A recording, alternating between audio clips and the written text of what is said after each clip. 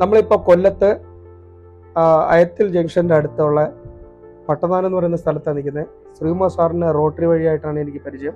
സാറിന് ഇപ്പോൾ നമ്മൾ സോളാർ ചെയ്തത് കഴിഞ്ഞ വർഷം ജനുവരി മാസത്തിലാണ്. ഏകദേശം 2 വർഷം പൂർത്തിയായിരിക്കുന്നു. ഇതുവരെയ്ക്കും സാറിന് 13,000 യൂണിറ്റ്സ് ആണ് കിട്ടിയിരിക്കുന്നത്. അതിൻ്റെ ഡീറ്റെയിൽസ് സാറുമായിട്ട് ഷെയർ ചെയ്യാം. ഇപ്പോൾ സാറിൻ്റെ ഉപയോഗം എങ്ങനെയുണ്ട്? ഫ്രീ ആയിട്ടാണോ ഉപയോഗിക്കുന്നത്? ഇപ്പോൾ എനിക്ക് ഒരു ലെസ് ദാൻ 400 റുപ്പീസ് കൊടുക്കേണ്ടി വരുന്നു. കൊടുക്കും.